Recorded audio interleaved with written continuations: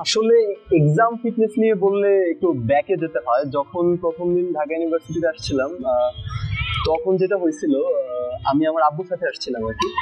তো আব্বুর সাথে আসার পর মানে পরীক্ষার দিন সকালে ক্যাম্পাসে এত মানুষ ছিল, এত ক্রাউড ছিল, মানে লিটারালি বলতে গেলে আমি অনেক বেশি ভয় পেয়ে গেছিলাম এবং আমি ধরে নিয়েছিলাম যে আমার মেবি চান্সটা হচ্ছে না।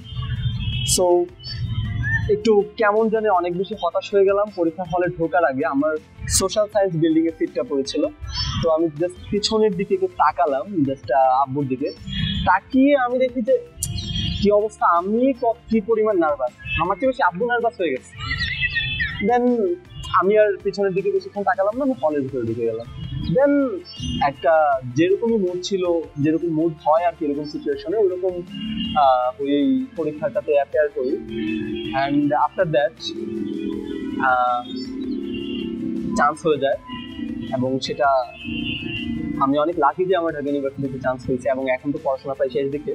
বাট সবচেয়ে মজার যে বিষয়টা সেটা হচ্ছে, আমি যদি আগে থেকে এটা জানতাম যে ঢাকা ইউনিভার্সিটিতে পরীক্ষা দেওয়ার জন্য এত মানুষই হয়, এত এত মানুষই একসাথে আসে, পুরো ক্যাম্পাসে অনেক বেশি ক্রাউড হয়ে যায়, এই বিষয়টা যদি আগে থেকে জানা থাকতো তাহলে হয়তো এতটা নার্ভাস হইতাম না বা পরীক্ষাটা আরেকটু বেশি ভালো হতে পারতো। তো এই ক্ষেত্রে আমি তোমাদেরকে বলবো, তোমরা যারা ঢাকা ইউনিভার্সিটিতে পরীক্ষা দিতে আসবা, তোমরা খুবই রিল্যাক্স থাকবা, ধরে নেবা যে তোমাদের চান্সটা হচ্ছে এবং আশেপাশে অনেক মানুষ, অনেক ক্রাউড, দেখে ভয় পাওয়া যাওয়ার কিছু নাই।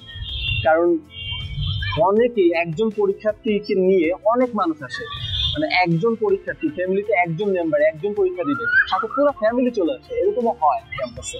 তো ওইটা দেখে ভয় পাওয়ার কিছু নাই, জাস্ট এক্সাম ফিটনেসটা ঠিক রাখবা, মাথার মধ্যে যে স্ট্র্যাটেজি গুলো আছে পরীক্ষার সেগুলো কাজে লাগাবা এবং পরীক্ষার আগে নিজেকে মেন্টালি হেলদি রাখাটা খুবই ইম্পর্টেন্ট পরীক্ষাতে ভালো করার জন্য। সো অল দ্য বেস্ট, আশা করবো তোমরা পরীক্ষাতে ভালো করবে এবং পরীক্ষার আগে অনেক অনেক বেশি মানুষ দেখে নার্ভাস হয়ে যাবে না।